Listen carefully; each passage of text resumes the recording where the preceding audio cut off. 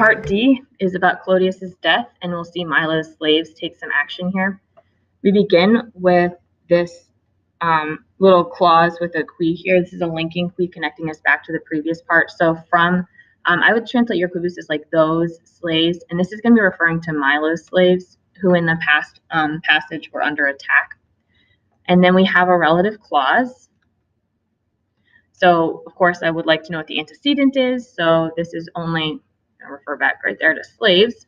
So the slaves who were, and then we've got two descriptions, animo fideli and praesenti. If you look in your book, it says that they were loyal at heart.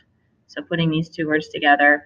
And then is in dominum, a little prepositional phrase, translated as towards the master, and the master being Milo. So who were loyal at heart towards their master, and praesenti, and again, the book tells you that means steadfast. So Cicero's really emphasizing their loyalty here.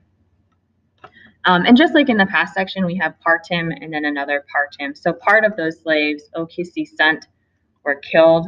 He's going to mention this first because it's significant that Milo's slaves died. So he's emphasizing that. And then he sets us up with this rather large cum clause that's going to go from our cum. We've got viderent as an imperfect subjunctive, prohiberentur, another imperfect subjunctive, audirent, and then putarent. So that cum clause goes all the way to there. It's a circumstantial. We know this because the book told us. It's translated as when. So we'll hit our first part here. So when they saw, and this is a little bit complicated. Again, use your book. It says in the book, when they saw that it was fought.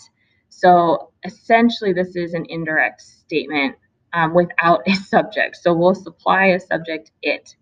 So when they saw that it was fought, that's a present passive infinitive. We'll go with near the carriage. And then we don't have a conjunction, so that's going to be a special rhetorical device. Write it in red, the asyndeton. So when they saw that it was fought near the carriage, when they were prevented, and this will take an infinitive right here, so they were prevented from helping, and this takes a dative, and there's our dative, from helping their master, Milo. And when they heard both from Clodius himself, and they thought, vera, if you look in your book, just means really, so they really thought. And then these two clauses are going to introduce this indirect statement here. So they thought that Milo was killed. Okay, so the slaves think Milo's killed. So what do? The slaves, this is now our main clause, did this.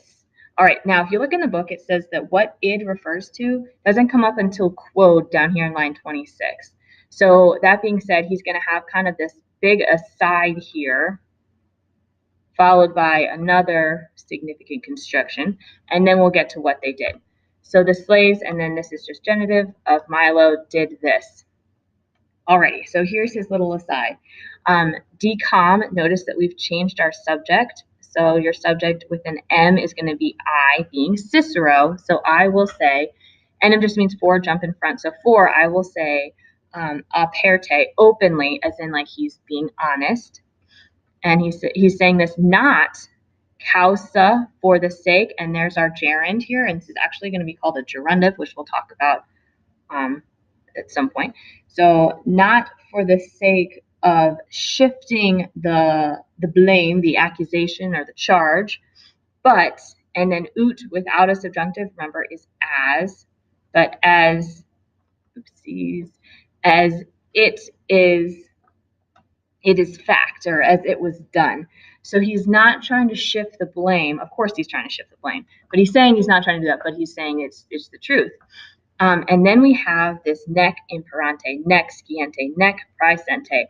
So this can be considered, nec is a conjunction, nor, a polysyndeton, as well as an anaphora, because of the repetition of that nec. So again, just like when we saw the newlies, he's emphasizing what was not there. So we have nec imperante. Notice these endings, e, and an o, those are ablatives. So this is going to be an ablative absolute. I would translate it just using with. So with the master not commanding, so shifting the blame away from Milo. It wasn't his fault. They thought he was dead, nor knowing, nor present.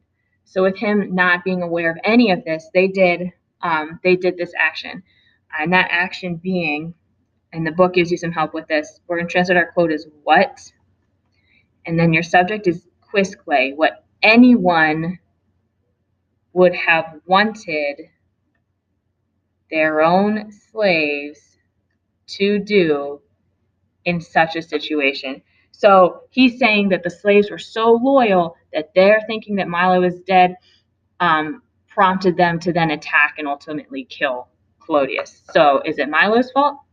Not so much.